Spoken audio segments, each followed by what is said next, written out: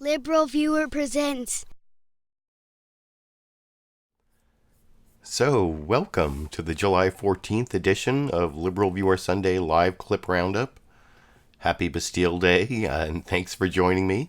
I picked out the weekend's 14 best, most newsworthy clips from the Sunday morning news analysis shows from the big five corporate outlets of ABC, NBC, CBS, CNN, and Fox News, the so-called corporate media here in the United States, for what should be a really informative, educational, fair use media criticism and political commentary show for you all tonight. The political comedy I'm taking is actually a clip of Megan Rapinoe, the women's soccer star, U.S. women's soccer star, who decided not to go to the White House. And that's sort of the topic of the clip that I'll talk about in a minute, because it's the first clip I'll show. You know, there's no Bill Maher, no Saturday Night Live, so I'm just taking political comedy where I can get it from the actual. Megan Rapinoe was on Meet the Press, and there's some other vaguely comedic moments I will refer to as I go through my clips. If you want to follow along in my clip list of my 13 clips, I put a link down in the video description. You can read through my cryptic notes of clips 1 through 13. Maybe figure out sort of the topic of each clip and who's talking in the clips and that kind of thing. The two topics I'm showing that I'm doing are also listed down in the video description. First, Trump Inhumane. That's the main topic of all except for the last two clips. It's kind of a follow-up to Trump Cruelty last week, where we figured out that cruelty seems to be the point, and that will become even more obvious when you watch the clips this week. It's mostly about the border policy, although there's this terrible tweet that Trump sent out this morning telling various female congresswomen to go back where they came from, even though I think if he's talking about the squad, 3 of the 4 of those women were born in the United States, and Ilhan Omar is a refugee, U.S. citizen, and now elected member of Congress. That's, I guess, part of Trump's inhumanity, but nothing like the conditions at the border, which is the main topic. And then I'll have a couple clips at the end. Bernie Sanders clip responding to a criticism I actually made of his last debate performance. I mean, not to my criticism specifically, but my criticism was in my clip roundup of the debate performance that a lot of what he said sounded a lot like 2016, not updated at all, and he'll respond to that criticism at the end, along with the news summary from Meet the Press, which was totally focused on the Democrats, I think, because NBC News, Meet the Press, and the Wall Street Journal finally had their poll come out, and so they were kind of biased against the Democratic race as their issue to cover, because that was their big news item they were trying to push. So I won't be starting with the NBC News Meet the Press news summary. After the political comedy clip, I'll have some other news summaries, and then newsmakers Ken Cuccinelli from the U.S. Immigration and Citizenship, I think is the name of the office, something like that. And then the other Mark Morgan, who is Ken Cuccinelli, of course, is acting. Almost everybody in the Trump administration is acting. Mark Morgan is the acting Custom and Border Protection chief, who is responsible for these terrible conditions on the border that Vice President Pence saw when he visited. And like I said, that'll be the main topic. But I do want to get to the Megan Rapinoe clip where the U.S. women's soccer star was asked a question about that for me and most people is kind of like being asked, what would it take for you to get to vote for Donald Trump? But of course, in Megan Rapinoe's situation, it's a much more personal question that she answered. And I thought it was funny. Apparently she thought it was funny, and Chuck Todd thought it was funny. You can let me know if you think it's funny after we watch it together over here. Anything he could do to change your mind about a visit to the White House? There's like 50 policy issues that we could probably reverse and get going. I mean, it would take a tremendous amount. I think I understand that progress is sometimes slow, and I'll never close any door all the way, but I think it would take more than Trump is willing to do. What are you going to do next? You want to keep playing? And you can see the rest of that interview, as well as the source of all of my clips at links I put down in the video description. If you want to hear Megan Rapinoe answer the question about what she's going to do next, that was kind of just like a musing, brief comedic moment from the Sunday morning news analysis shows there that I wanted to show you. The next 4 clips are all news summaries. They're from all the programs except for NBC News' Meet the Press. Like I said, their long news summary, 4.5-minute news summary, is clip 12 of 13 because it's about the Democrats at the end. This is ABC's This Week with George Stephanopoulos, where Jonathan Karl started off. And Jonathan Karl actually has some of the best cross-examination of Trump officials on these detention conditions at the border, as I will get to when I get to clip 7. But this is clip 2, where you see Jonathan Karl talking about the troubling images, the inhumane conditions, the horror stories, how even the vice president is admitting the bad conditions. And there are a couple clips of the vice president that I will talk about after we watch this 2-minute news summary together over here. Good morning and welcome to This Week. We begin with troubling new images from the border. Human beings held by the U.S. government in inhumane conditions. We have heard the horror stories for weeks. Sick children in unsanitary conditions. A migrant woman told to drink water from a toilet. The president called the reports phony. And on Friday, the vice president and several Republican members of Congress went to the border to prove the critics wrong and to showcase the treatment of detained migrants. It became a tale of 2 detention centers. At the first stop, the vice president toured a facility built just 2 months ago, housing children. It appeared clean and well-stocked with snacks and other supplies. Some children telling the vice president they were being well cared for. But they're taking good care of you here. Te están cuidando bien aquí. Sí. Tú hablas inglés. Okay. Very good.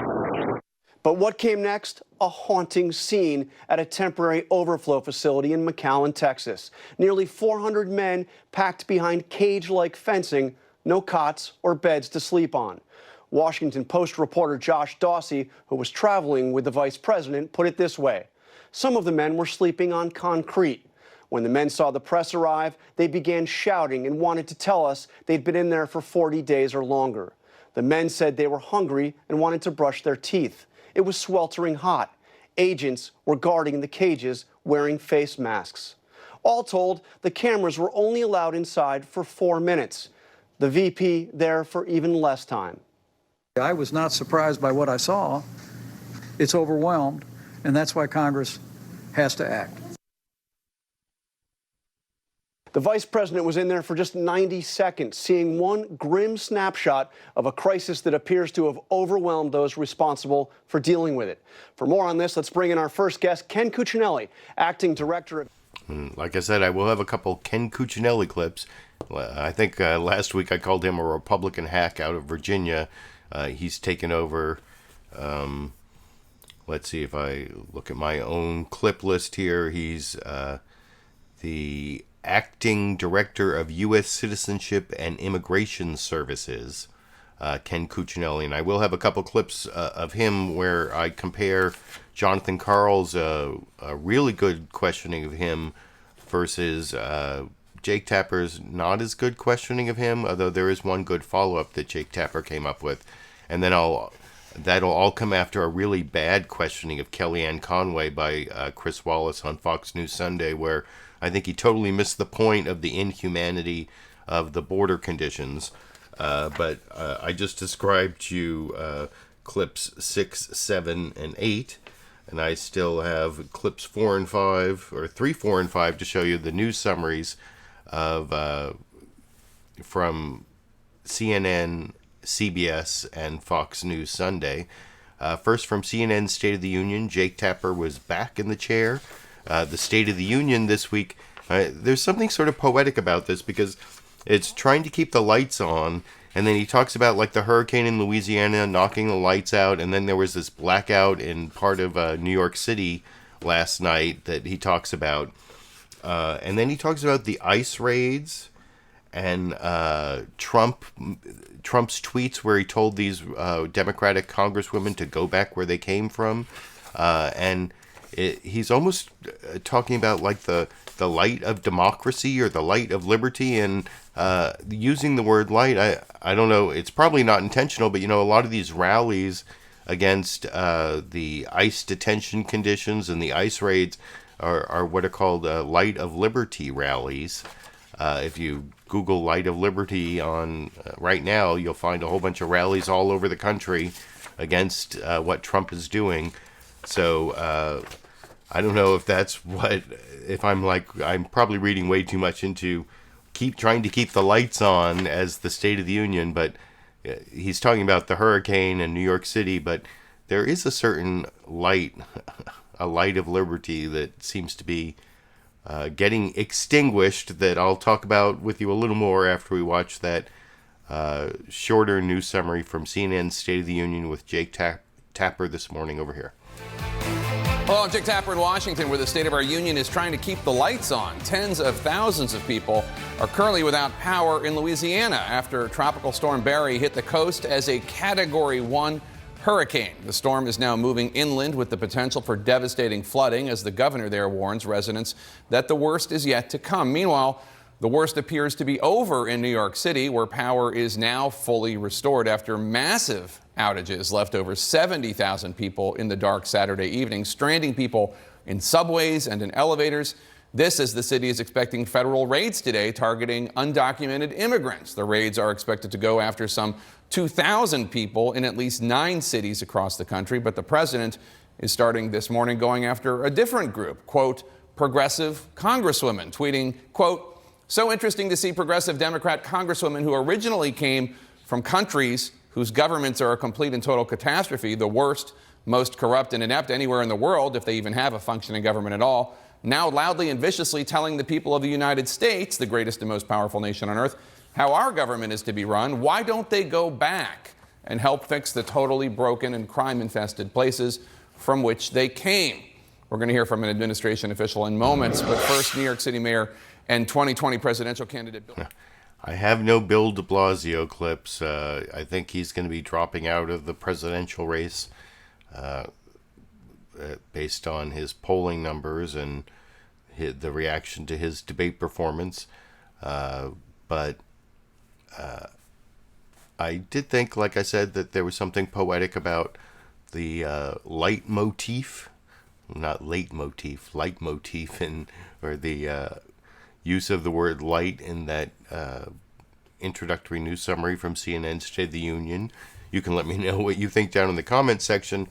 CBS's Face the Nation doesn't have very good news summaries, and occasionally they'll say some brief things about news events. I mean, they have like the teaser before Margaret Brennan comes on that had a lot of the events of the week in it. So I could have shown you that, but what I like about this news summary is in just 30 seconds here, Margaret Brennan mentions something that in the next news summary, over 2 minutes long from Fox News Sunday, they never seem to mention. There are these ICE raids that started today or this weekend that have been promised for a while. They're, rounding up people who have what are final orders of deportation, which you'll see in the Fox News Sunday news summary that I show after this one. That they emphasize that over and over again. They have final orders of deportation, but some of these people actually just miss court dates, and sometimes they got noted. They got these tickets that told them to appear on court dates that don't exist, like September 31st. There are all sorts of ways that you can end up with a final order of deportation through a missed court date that doesn't really give you a lot of due process. That's one thing. I'm slight tangent here, but this is actually really important. Deportation is a civil proceeding. It's not a punishment. So the amount of due process you get, if you read your Constitution, under criminal law, you get like a trial, you get like an attorney appointed for you if you can't afford one. All sorts of extra, you get to confront the witnesses against you. You get all sorts of due process rights. you don't get when you're deported. You can get an attorney if you can afford one and pay for the lawyer to bring in, but the government's not going to appoint you an attorney, and you don't have all the due process rights from a criminal trial, because long ago in the 19th century, the Supreme Court decided that getting deported is not a punishment. It's just a civil proceeding. And so that's really important to remember, and I'll talk about that a little more after we watch this very brief news summary from CBS's Face the Nation, where at least Margaret Brennan points out one of the other reasons people might have a final order of deportation over here. Good morning and welcome to Face the Nation.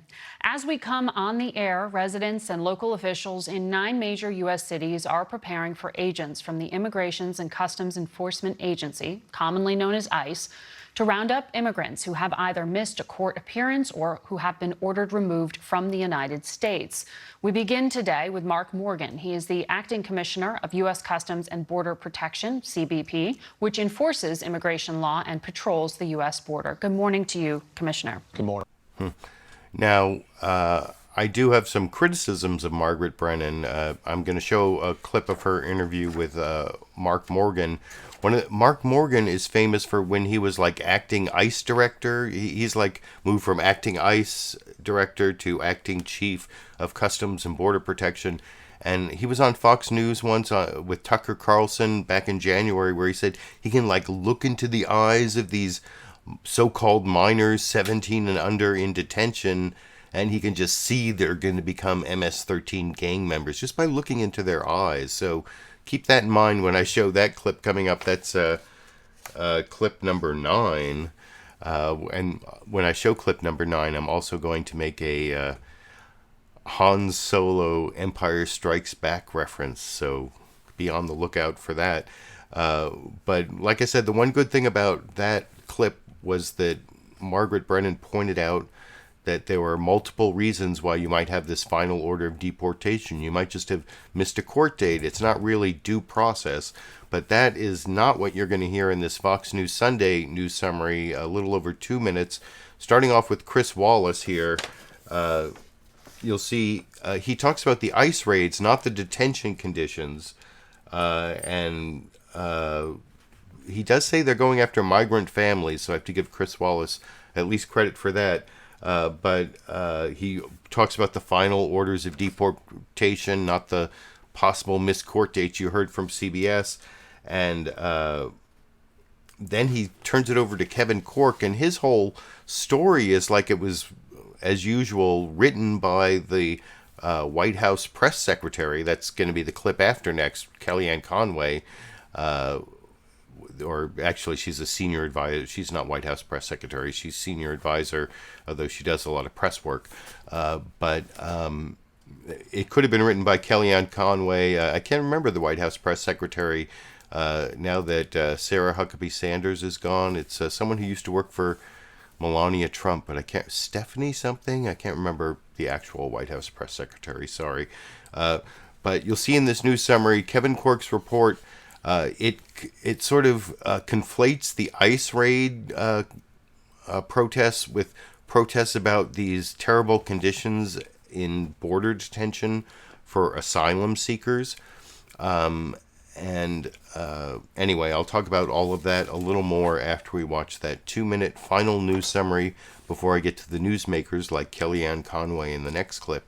Over here. There is other breaking news. ICE is launching raids today in cities across the country, targeting migrant families that have received deportation orders.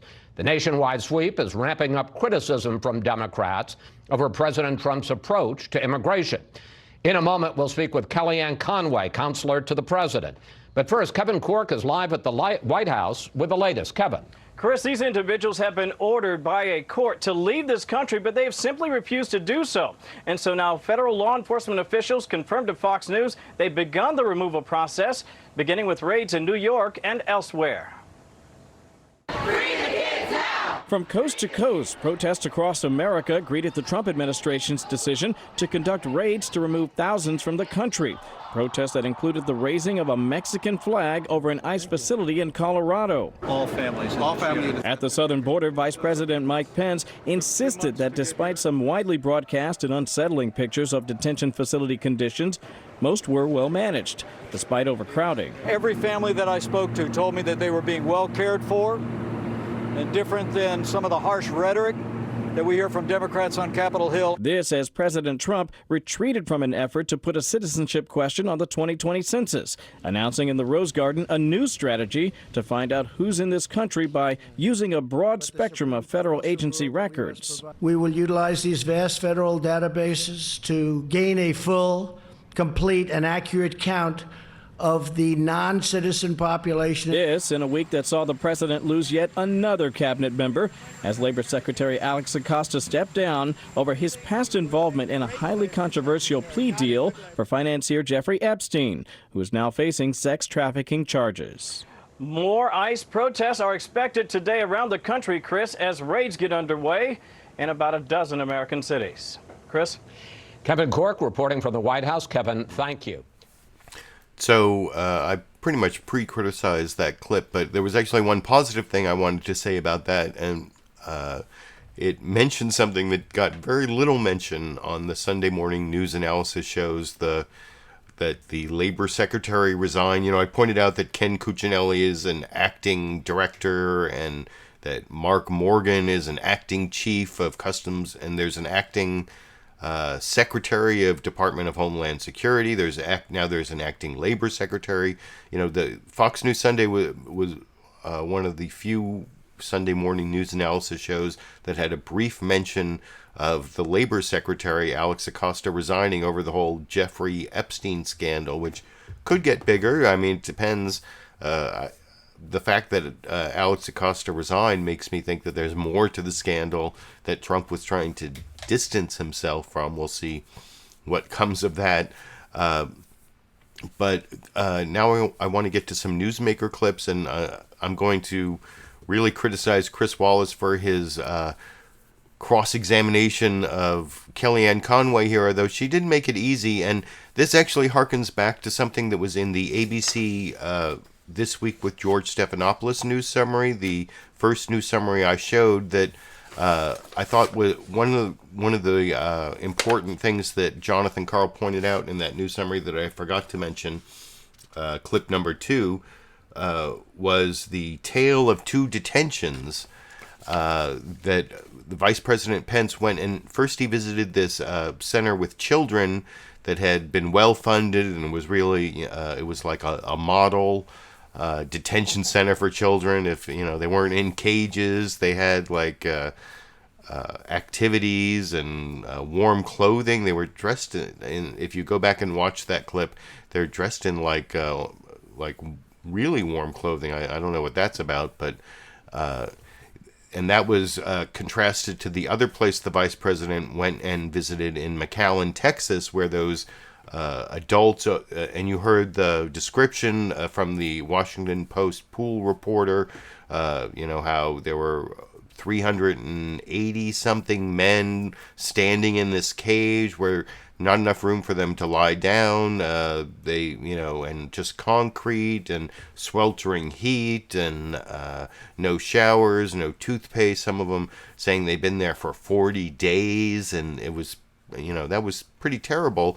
And Chris Wallace tried to get Kellyanne Conway to talk about that second place in McAllen, Texas, and she kept talking about the how great it was for the children in the first place the vice president visited. And to Chris Wallace's credit, he kept trying to come back to McAllen, Texas. I'm not showing all of the intro because this is almost 5 minutes of Kellyanne Conway, which is probably more than anyone can really stand.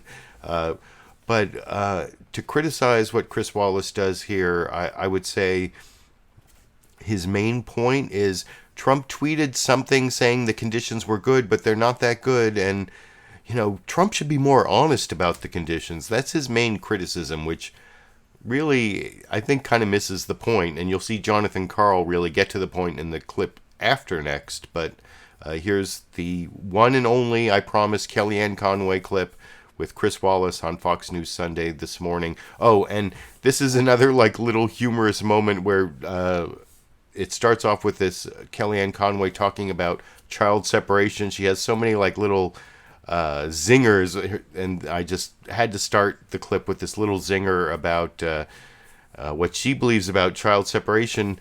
But if you really think about what she says here, I think she comes out as anti-birth because she's against separating children from their mothers both inside the womb and outside the womb. So if you can't separate that, at first I thought, oh, she's against C-sections, but she's against all types of birth, I think.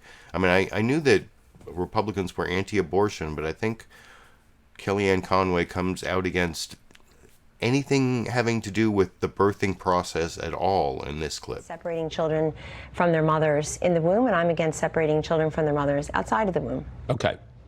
I want to get back to what you raised, which is the trip to the border with Vice President Pence on Friday. 11 days ago, President Trump seemed to play down the problems at these detention centers. I want to put up his tweet. Many of these illegals are living far better now than where they came from. No matter how good things actually look, even if perfect, Democrats will act shocked and aghast at how terrible things are.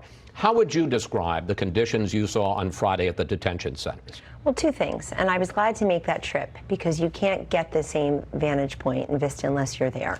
First, we went to the Donna processing facility. That is where, this is all in Texas, Chris, that is where families are being held, and they won't be held for long. You know, under Flores, they won't be held for long. I witnessed no overcrowding. We had 2 senators there. I was there with 7 Republican senators. Lindsey Graham, the chairman of the Judiciary Committee, organized the Codel. I was part of that. He invited all of them. I'm going to try to move you along. No, he invited everybody, but no Democrat came, which I think is a shame. Okay. Because all they have to do are these what happened? What's your view of what McCallum? Here's my view. McCallum. Here's my view of what I saw. I saw lots of supplies. I saw diapers. I saw food. I saw endless supplies of water. 2 of those senators speak Spanish fluently, and we're speaking with the migrants. They won't be there for long because under our law, we can't hold them. And I think nobody really understands the tens of thousands of UACs, unaccompanied children, and family units that have been released into the interior of the United States just this year. But also what I saw is what happens when Congress gets its act together, passes humanitarian aid, so now we have more money for consumables, for transportation, for processing, and for housing. The reason I want to ask. Then I went over to the facility. All right, I want to ask you about that. With the men. Because this is what came out of the Inspector General for the Department of Human Services, of Homeland Security. They issued a report on July 2nd with this warning, and I want to put it on the screen. This is DHS Inspector General. Management alert. DHS needs to address dangerous overcrowding and prolonged detention of children and adults in the Rio Grande Valley. And I want to show, because the reporters were able to take pictures of the McAllen, Texas Center that you visited with the vice president. They're up on the screen. This was the pool report. Almost 400 men were in cage fences with no cots. The stench was horrendous. Some of the men were sleeping on concrete. They began shouting and wanted to tell us they had been in there 40 days or longer. I understand. I was right there. I understand that President Trump is trying to stop the flood of people across the border, which contributes. We're also trying to accommodate those who are here.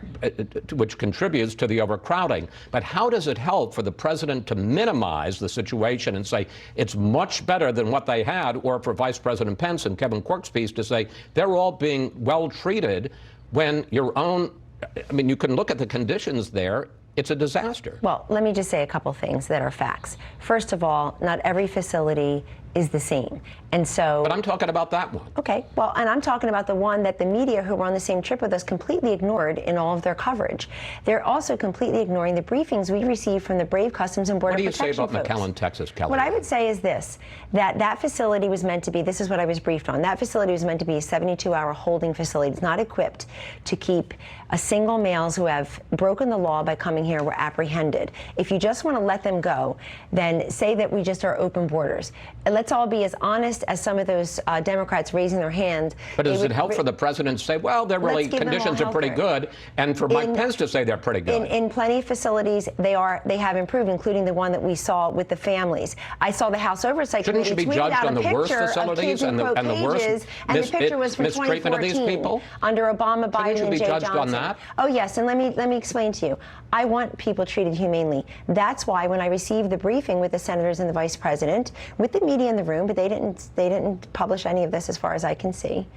Those men get 3 hot meals from local restaurants. They now have access to showers. There were no shower facilities there to accommodate that many people in the past, but there are now. There's a bank of showers in the back. They have access to deodorant. They have access to hygienic products. They have access to toothbrushes.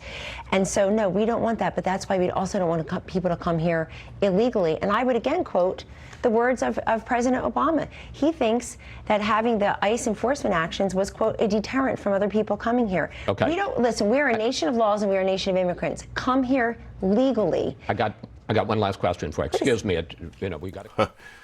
So, partway through there, Chris Wallace at least did say that the conditions were a disaster, but like I said, his main concern, and he let Kellyanne Conway keep talking about the child center that with the better conditions before she finally talked about the McAllen, Texas conditions. But the real issue that Chris Wallace kept raising is, well, the conditions are worse than what Trump said in his tweet.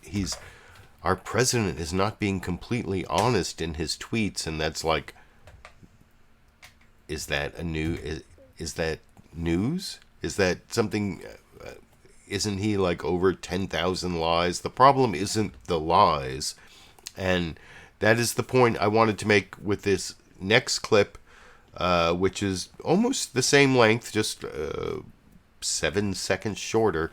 This is Jonathan Karl with his cross-examination of Ken Cuccinelli, who, as I figured out earlier, Ken Cuccinelli is the he's the acting director of the U.S. Citizenship and Immigration Services.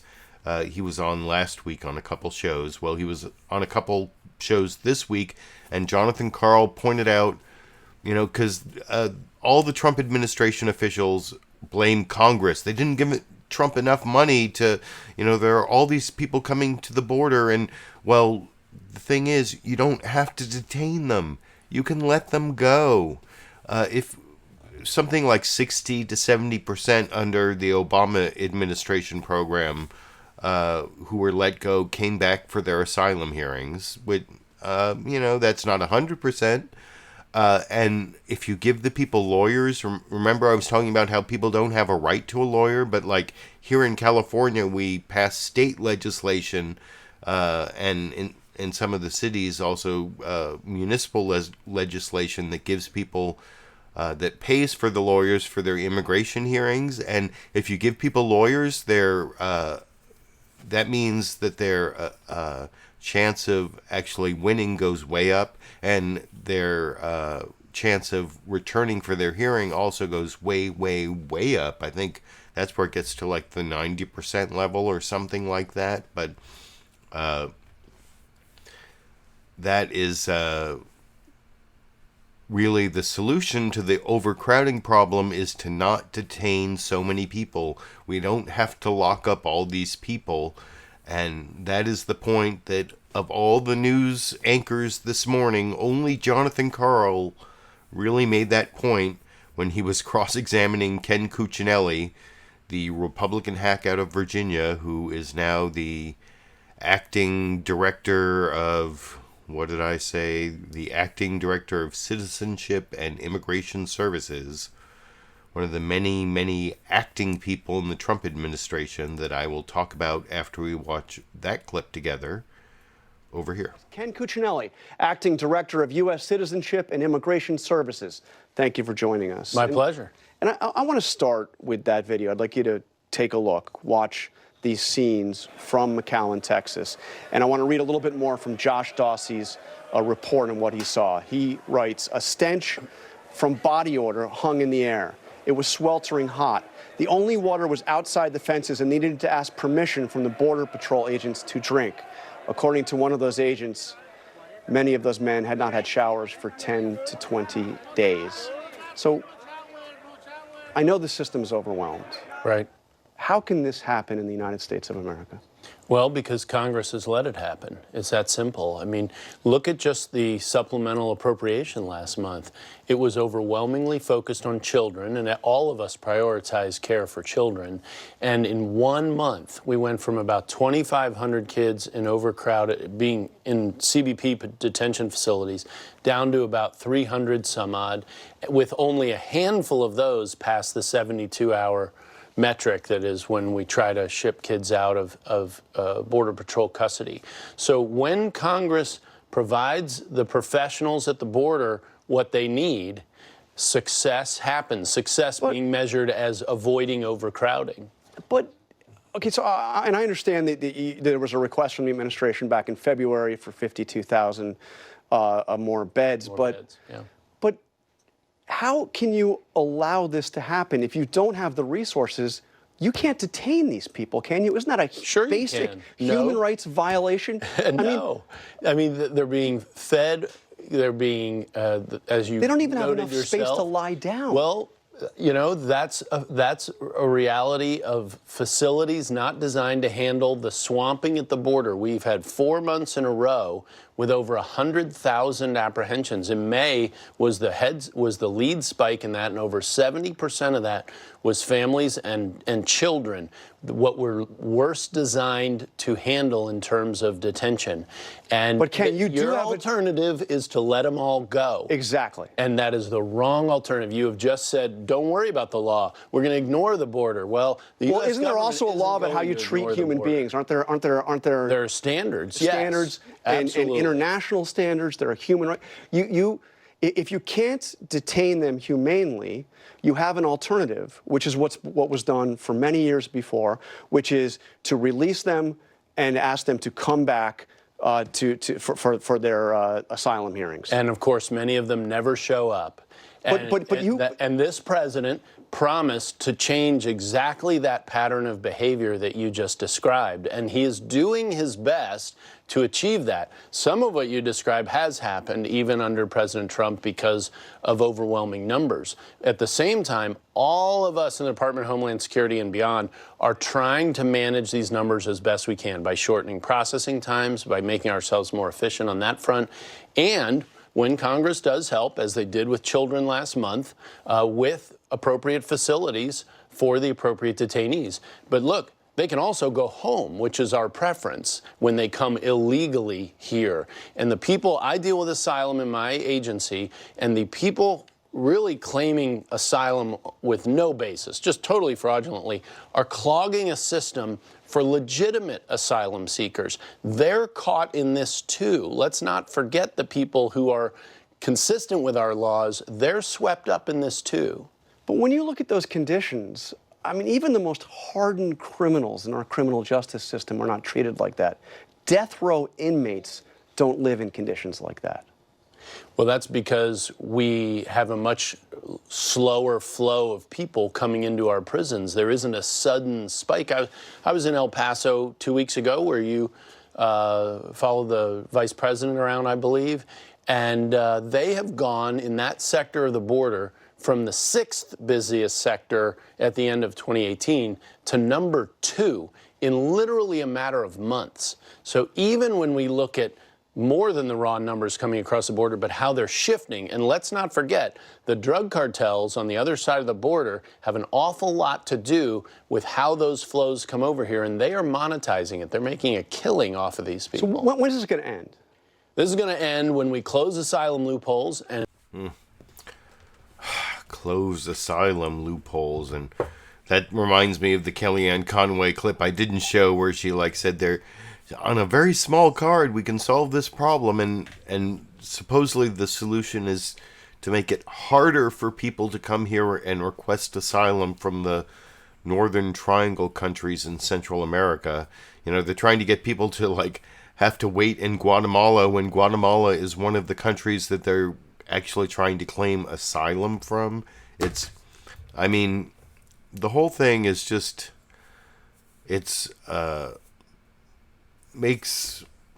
should make us ashamed to be Americans, really. The treatment of the people you saw in McAllen, Texas, and you saw in the previous clip Kellyanne Conway saying, that's just one facility. Well, that's the facility where they knew the vice president was going to come, and they set it up for the cameras. Of course, he was only there for 90 seconds, but they tried to make the people in the cages, scary men are in the cages, but the whole thing is just ridiculous because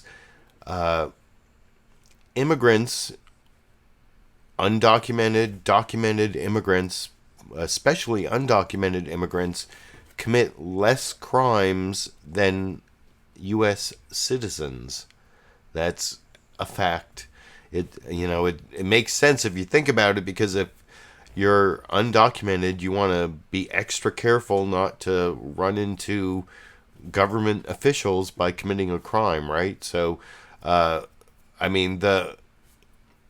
the misdemeanor of crossing the border, of unauthorized border crossing, especially given the way the Trump administration is preventing people from presenting themselves at the authorized points of entry. That's why so many people have to do unauthorized border crossing, because they're metering, they're slowing down the process, they're trying to keep out all the brown people. It's ridiculous. And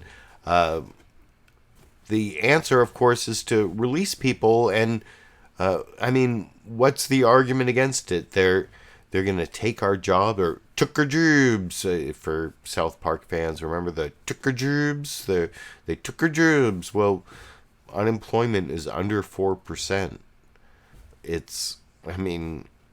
We have an aging population. We need the fresh blood of immigration. And actually, if you ask me, they claim that Democrats are open borders.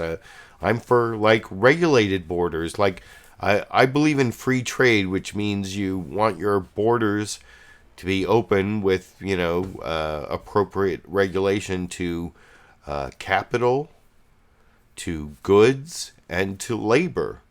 And if all those things can move through your borders freely with appropriate regulations for, environmental and public safety reasons, then that is actually the most efficient way for your economy to work. So that's not open borders. That means you get to decide whether people should be coming in. But anyway, that's a very long digression about borders, and I want to get to the contrasting Ken Cuccinelli interview from Jake Tapper. In that last clip, Jonathan Karl was the one anchor to point out that we don't have to have this terrible crowding situation if we just let people go. We don't have to detain them. And Jake Tapper doesn't win the clip of the week like Jonathan Karl in that last clip by pointing that out, but he does have this interesting follow-up with Ken Cuccinelli about the where he figures something out about the ICE raids that have just started, if the real bottleneck in the immigrant detention system, the so-called concentration camp system that we seem to be setting up.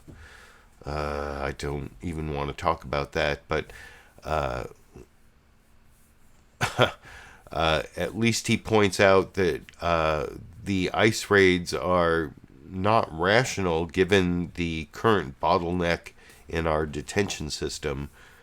From CNN State of the Union, Jake Tapper not talking about releasing people, but pointing out the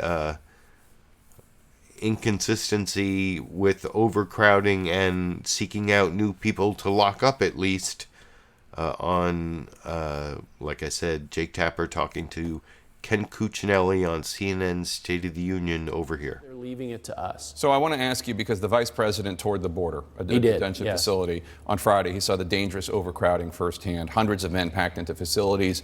They don't have room to lie down. They're asking for water. The smell was overwhelming. The vice president said these conditions were not acceptable. Right. The acting DHS Inspector General on Friday said the department is not taking sufficient steps to address the overcrowding and prolonged detention. Isn't this a shame? Isn't this a blight on the United States government that we are treating, because I'm a taxpayer, I understand. but we are treating people this way?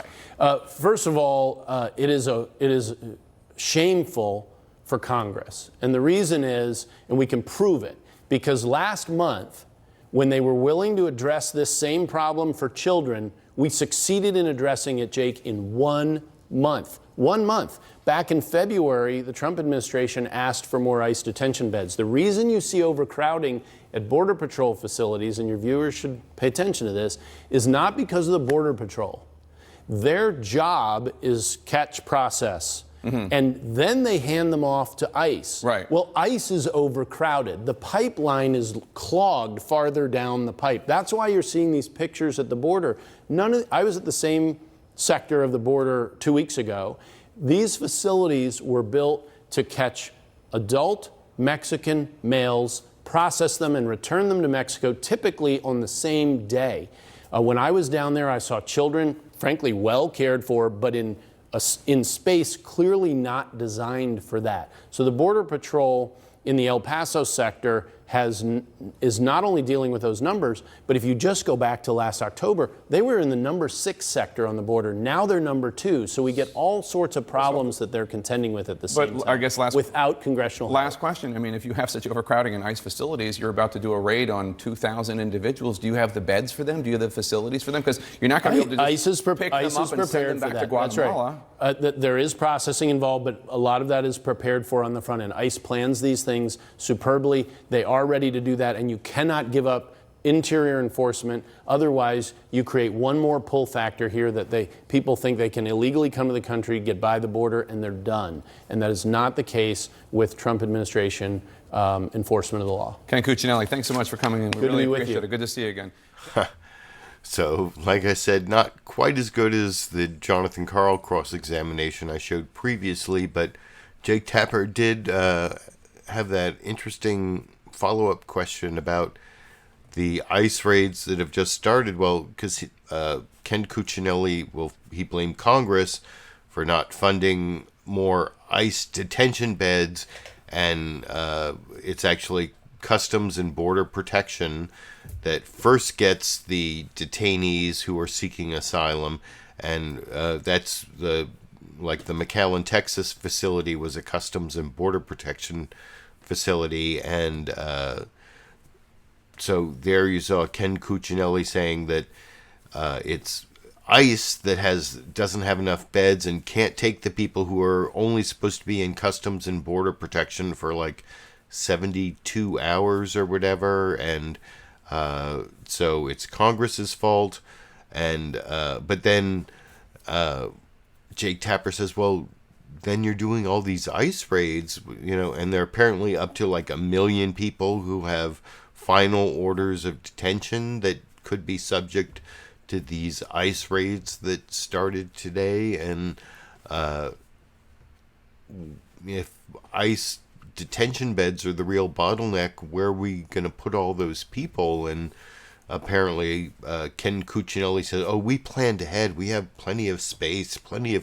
So if we have plenty of space, why are all these people in cages in McAllen, Texas, even when they knew the vice president was coming, and they have no place to lie down, they don't have toothpaste, they don't have showers? Well, there's a bank of showers in the back, Kellyanne Conway said, or they have access to toothpaste, they have access to hygiene products and deodorant. What does that mean? That there's some place in McAllen, Texas where those items exist? Or anyway, I'm starting to get upset by the inhumanity of the Trump administration, the cruelty that's the point, but I want to show one more cross-examination of a Trump administration official.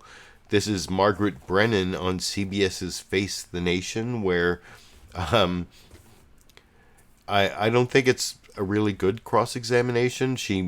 This is that guy Mark Morgan who said that he could look into the eyes of minors in detention and tell that they were going to become MS-13 gang members, but Margaret Brennan never asked about that, and she talked about a whole bunch of stuff about ICE raids, even though this guy used to be the head of ICE, never mentioned that he used to be the acting director of ICE. Now he's the acting chief of Customs and Border Protection. So he's actually the one in charge of the agency with all those 380 something migrant men in cages with no place to lie down in sweltering heat with no showers, held for 40 days with lying down on concrete, no mats, no cots, inhumane, violating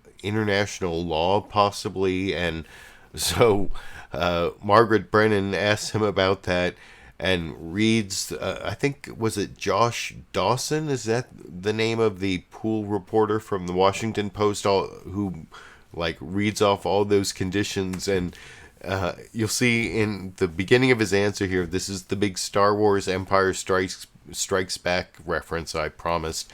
And this is a spoiler alert for what Mark Morgan says. Margaret Brennan reads off all these nasty things going on, including the sweltering heat. And Mark Morgan says, well, I was there and the heat didn't seem sweltering to me, and it reminded me of when Princess Leia says to Han Solo that you're a half-witted, scruffy-looking nerf herder, and he says, who's scruffy-looking? And it's okay, I guess you're admitting to the half-witted and the nerf herder part, and I guess Mark Morgan, the acting chief of Customs and Border Protection, is kind of admitting to be a nerf herder in the clip you can see over here. We do have now. The vice president said on this program 2 weeks ago that some of these conditions are unacceptable. We have video of the tour that he went on as well, where he saw where men are being held, different facility than where the children are. And I want to read from the pool report written by Washington Post Josh Dawson. So the cages were so crowded it would have been impossible for all of the men to lie in the concrete. There were 384 single men in the portal, no mats or pillows, some sleeping on concrete. When they saw the press arrive, the men began shouting and wanted to tell us they'd been in there 40 days or longer. They were hungry and wanted to brush their teeth. It was sweltering hot. Agents were wearing face masks.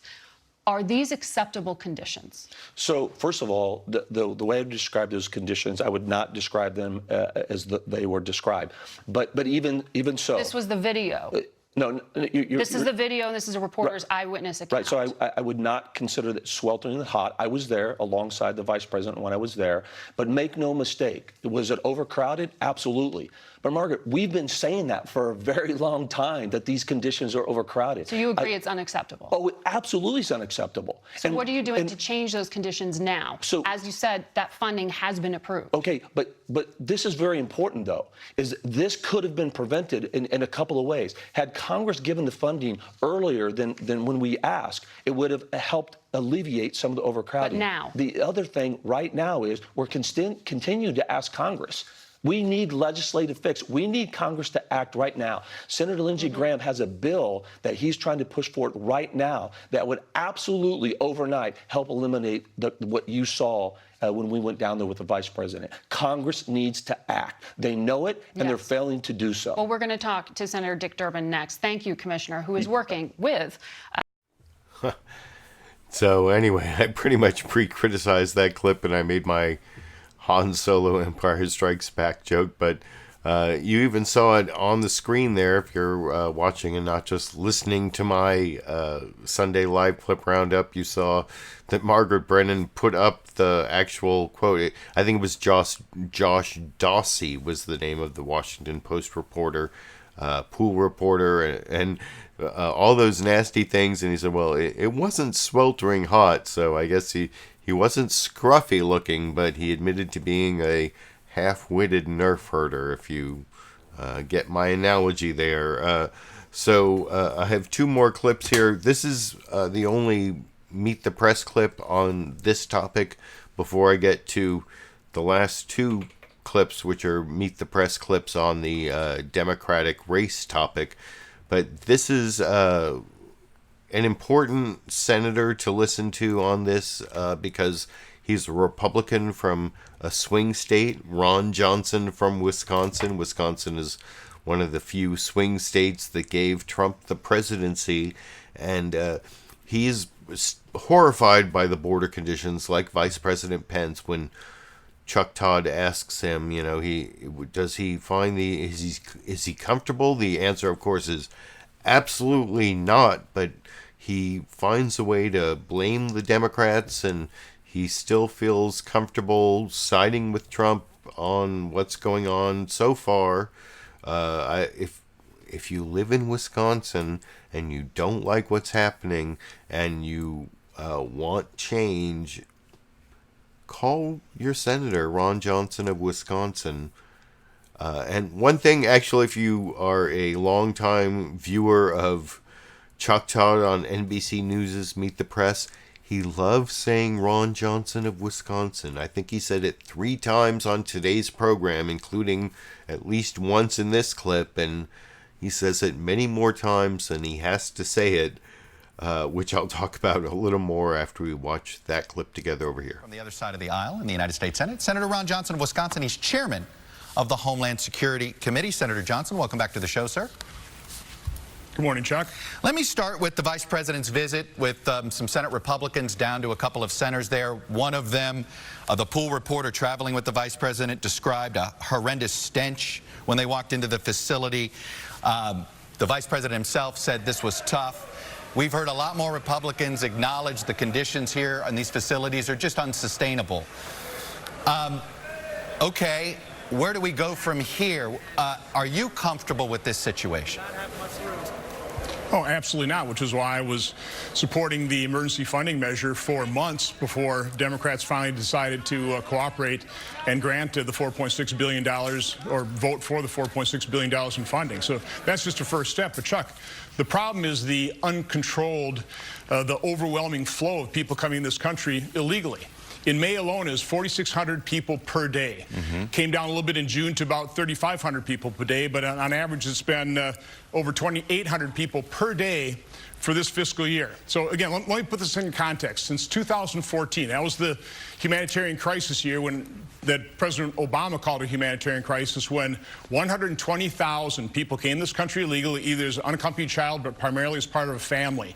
Since 2014, the last 5 years, 9 months, 1,086,000 people have come in as unaccompanied child or primarily as a family unit and have been apprehended. 1,086,000 people, about half of those have come in the last 9 months alone. So it's overwhelming our system, and the goal of our policy should be to reduce that flow, turn it into a legal process. There's a number of things we can do. One of the things we have to do is we have to raise that initial bar in terms of claiming asylum. Hopefully set up centers in Guatemala, in Central America, so people can claim refugee status. But this is completely out of control. Well, Senator, there seems to be that enforcement, there's an argument now that the extra... Set it up in Guatemala for requesting asylum. That's one of the 3 countries from which they're coming. If they're not safe there, how can they apply for asylum in the country where they're not safe? And the whole blame Congress thing doesn't make sense. And Chuck Todd never brought up what you saw from Jonathan Karl earlier, like, well, why don't you just release some of the people?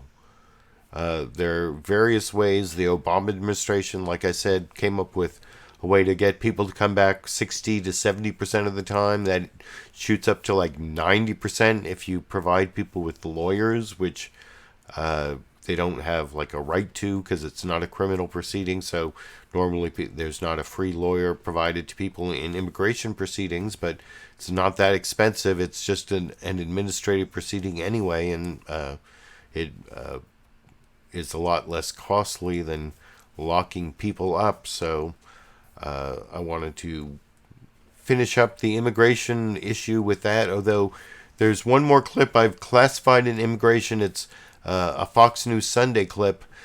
Chris Wallace talking to Ben Lujan, who is the highest ranking Hispanic in the Democratic caucus. He's like assistant House Speaker. I think he's number 3 in the House, if I have that right. I'm not positive about that. I'm sorry. Ray Ben Lujan. His first name's Ray, middle name Ray Lujan. And one thing I forgot to mention when I showed the Kellyanne Conway interview clip from Chris Wallace is he never asked Kellyanne Conway about the tweet that Trump put out this morning, the Democratic congresswomen should go back to where they came from. But right afterwards, Chris Wallace interviewed Ray Lujan and asked him about it. So I think it was not a time issue, just like a don't want to ask her. I don't know. You can let me know what you think. Why Chris Wallace didn't ask Kellyanne Conway, but did ask Ray Lujan. And he claims that this is the first time he heard about it. Hard to believe, but maybe possible. But even whether he heard about it before or not, he came up with the right answer, which is racist. It was racist, and he does bring up a little bit about immigration, so it's properly classified as the final immigration issue clip over here. I finally want to talk to the president. Surprise, has been tweeting this morning, and I want to put up a tweet because he specifically has been calling out progressive Democratic congresswomen who come originally from countries, his words, whose governments are a complete and total catastrophe. And he says this: why don't they go back and help fix the totally broken and crime-infested places from which they came, then come back and show us how it is done? Your thoughts about President Trump saying to duly elected members of Congress, go back to your homes?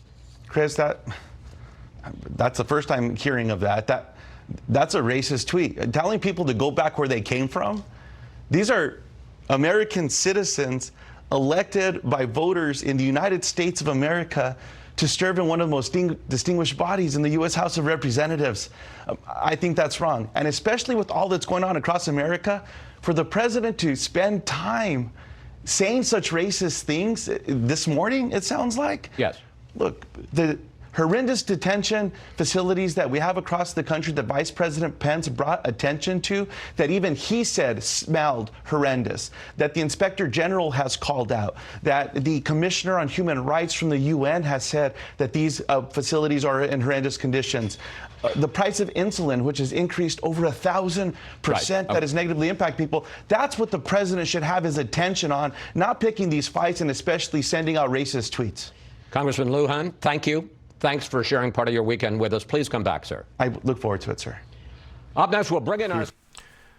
So, like I said, he squeezed in a little bit about the immigration detention after spending a satisfactory amount of time telling viewers of Fox News a couple times there that their president, Donald Trump, is racist. He said something racist.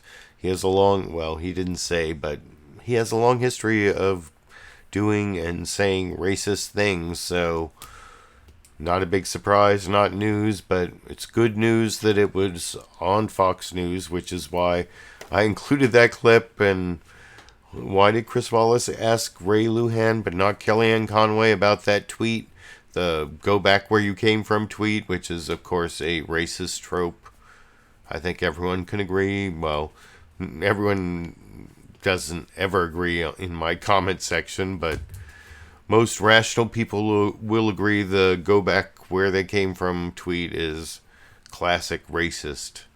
But anyway, that was the last clip on the immigration topic, and now I want to do two quick clips on the Democratic race topic. First, they're both from NBC News' Meet the Press, which, like I said before I started the show, or when I was introducing the show, I think that this 4.5-minute news summary, which is all about the Democratic race, also about beating Trump. There's a little bit of Trump in there, but mostly about the Democratic race.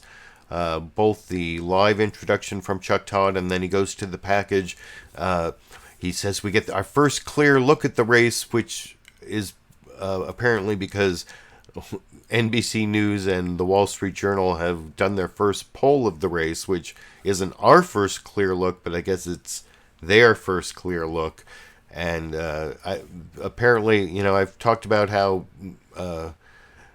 the news channels have a bias towards their exclusive guests, but also their exclusive stories, like this poll, which I guess explains why the whole news summary from NBC News this morning, which wasn't about the hurricane and stuff, that was about the Democratic race. And then I'll finish up with a clip of Bernie Sanders that I've also sort of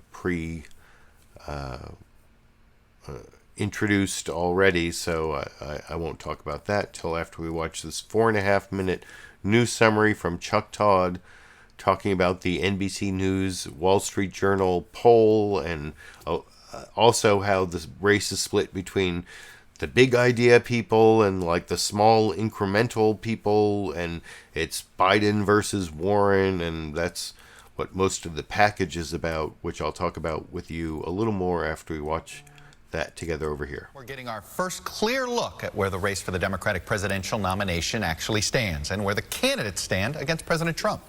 Here are our first head-to-head matchups of the 2020 race in our new NBC News Wall Street Journal poll of registered voters. We have Joe Biden leading President Trump, 51-42. That's a healthy 9-point edge outside the margin. Bernie Sanders also with a healthy lead, sitting at 50% to President Trump's 43%. Then going on down the line, Elizabeth Warren up 5, but under 50, 48-43, and Kamala Harris is essentially tied with Mr. Trump, holding a 1-point edge, 45-44. And as you can see there, while the Democratic numbers do change depending on the candidate, President Trump's numbers essentially match his job approval rating, which in this poll is right in line with where he's been at 45%. In the Democratic race for the nomination, Joe Biden is still on top despite his shaky debate performance, followed by a surging Elizabeth Warren. Kamala Harris, Bernie Sanders, and Pete Buttigieg round out the top tier. And yes, ladies and gentlemen, that is your top tier. Sorry to everybody else these days. Looking at the rest of the field, look at this. Only Andrew Yang and Beto O'Rourke even reached 2%. And there's a real prospect that the remaining 1%ers and lower than that, 17 of them, won't even qualify for the third debate in September and will be forced out of the race. Ultimately, the real story of our poll is that two separate and distinct races are emerging on the Democratic side, each defined by the magnitude of change voters are looking for. There's the small change, get things done, restoration side, represented by Joe Biden, and the big change, take risks side that favors Elizabeth Warren. We need big structural change in this country. I don't know why we get rid of what in fact was working and move to something totally new. It's a tale of two primary electorates. 41% of Democrats in that new NBC News Wall Street Journal poll seek smaller scale policies that cost less, may be easier to pass, and bring less change. 35% of those voters pick Joe Biden, who leads the field among them by double digits. But I'm not naive. It's not some old-fashioned way of doing things that no longer exist. It's the only way our system is supposed to work. The other 54% of Democrats want larger scale policies and major change. Those voters pick Elizabeth Warren, again by double digits. You want to make change? We're not going to do this by getting one statute over here, a couple of regulations over there, maybe a better secretary over here. It's not going to work that way. While Biden does best among moderates and conservatives, Warren holds a substantial lead among liberals, now outpacing rival Bernie Sanders, who is competing for the same voters. These are not radical ideas, but we need to rally the American people by the millions. That's what I mean by a political revolution. The fight between electability and progressive purity is playing out as Democrats debate how to take on Donald Trump. You've been awakened by Donald Trump. Well, let's talk about that genius for a second. I don't think you fight by getting up every day and talking about Donald Trump. I don't. This is our chance to talk about our vision for America. And argue over issues like health care. A Medicare for all single-payer system. I think that we should not be scrapping Obamacare. We should be building on it. A battle is also playing out in Congress, where tensions between House Speaker Nancy Pelosi and 4 freshman Democrats who've called themselves the Squad boiled over after they voted against a border aid bill they argue empowers President Trump. Pelosi told Maureen Dowd, all these people have their public whatever and their Twitter world, but they didn't have any following. It wasn't dismissive, it was a statement of fact. They were 4 who argued against the bill, and they were the only 4 who voted against the bill. All I said was nobody followed their lead. Congressman Alexandria Ocasio-Cortez fired back, criticizing Pelosi's singling out of newly elected women of color. How do you respond to criticism that you're playing the race card against Nancy Pelosi?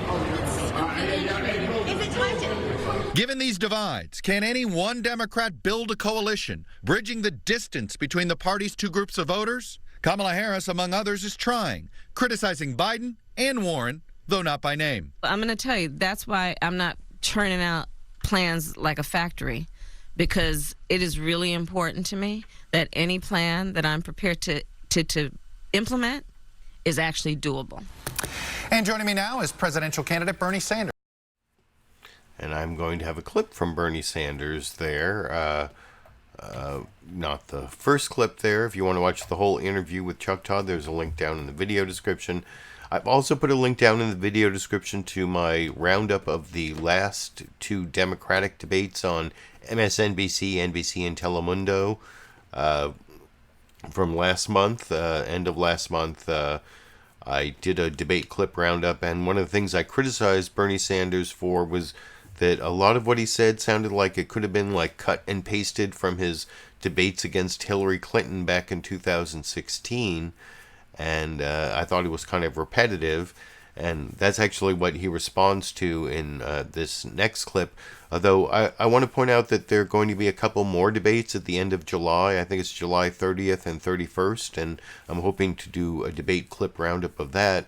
That's the week after next. This coming week, I was hoping to do maybe a clip roundup of the Robert Mueller testimony on July 17th, but that's now been postponed to July 24th. You can let me know down in the video description, or in the comment section, sorry, if you would like me to do a roundup of Mueller or the next Democratic debates. I also want to thank the people who gave me Super Chat contributions here.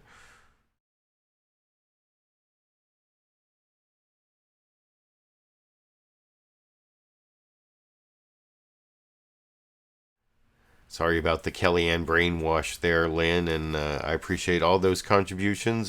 Super Chat contributions are one way you can support the videos I make. Also, down in the video description, there are links on Patreon, to Patreon and to PayPal, where at the $5 level, I will send you, if you contribute $5 and give me a mailing address, I will give you this weatherproof vinyl #LiberalViewer sticker, and at the $10 level with a mailing address you get the sticker and this ACLU Constitution. I want to mention all that and thank those people who already support me through those methods before I show you the final clip, before of course the bonus Dash and Sandy clip.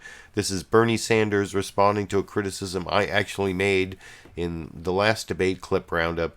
He actually says something kind of funny. It reminds me of a joke, an old like Jewish humor joke that I'll tell after the leading Jewish candidate for the Democratic nomination, Bernie Sanders, answers criticisms about repetitive rhetoric over here. You're getting a lot of advice these days from a lot of friends. The New York Times story earlier this week was filled with a lot of it. I want to show you an excerpt. A deeper challenge confronting his aides and supporters. After nearly 4 decades of running and usually winning iconoclastic campaigns on his own terms, he is deeply reluctant to change his approach. And you've had a lot of these are people very much supporters of you who are saying it sounds too much like 2016. You have to rejigger things a little bit. Oh, be more personable. How are you accepting this advice? Well, look, two things. People say, Bernie, you know, you're repetitious. You are talking about the rich getting richer and 40 million people living in poverty. You are talking about so many old people who cannot afford their medicine and so forth and so on. You know what, Chuck? Here's a promise I will make to you. When the poor get richer and the rich get poorer, when all of our people have health care is a right, when we are leading the world in the fight against climate change, you know what? I will change what I am saying. So it's not me that's being repetitious. It is what is going on in society continues to favor the people who have the wealth and the power, while all over this country people are working 2 or 3 jobs. And I understand that I keep hammering away at that issue because I believe that in the wealthiest country in the history of the world, we don't need 45 million people struggling with student debt. Kids can't afford to go to college. Those are the issues I will continue to talk about, and those are the issues we'll win on. I'm very curious if you have of what you. So, if the rich get more poor and the poor get more rich, he'll stop repeating the same issues. That's kind of funny, but it just doesn't show. A lot of times it seemed like he wasn't really addressing the substance of the questions, that he was just using canned talking points in the debate, which at least what he said there was something new. And it reminds me of that old joke. There's like a rabbi who spends a lot of time, doing social justice work. You could call him a social justice warrior, I guess, trying to care for the poor. And he keeps praying to God every night over and over again and asking, for, the rich to give more money to the poor to alleviate their suffering. And after many, many nights, he finally gets this vision from God, and God speaks to him and says, well, good news is we're halfway there. The poor have agreed to accept. But I don't know, that for some reason that Bernie Sanders quote, Bernie Sanders clip reminded me of that old joke. I don't know, is that political humor? Not really. It's just an old joke I remember from a long time ago. I appreciate all of you who stayed through the end of even that kind of bad joke there, who give me supportive comments, who give me thumbs up. I'm going to end the show with a brief Dash and Sandy clip like I promised. This is earlier today, just a couple hours ago. I called in, this is right before dinner time. This is one of the times I get them to interact very close to where we feed Sandy, and then Dash loves to drink from Sandy's water. Dash is the cat, likes to drink from Sandy the dog's water bowl. But this is before feeding them. I got them in proximity, which caused this interaction, and you can see that Dash has found a place to hide out by the end of the clip over here.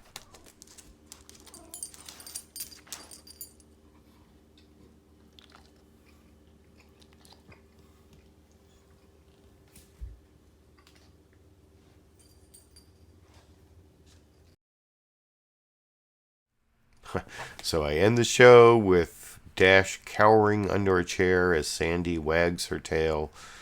What can I say about that? Not much more, I guess. So I will be back next week with the Sunday Live clip roundup. The week after that, maybe a Mueller testimony clip roundup. The week after that, a debate clip roundup. And then, of course, every Sunday for the foreseeable future, spending 8 to 10 hours every Sunday watching these shows, picking out and processing the clips, adding my commentary and criticism.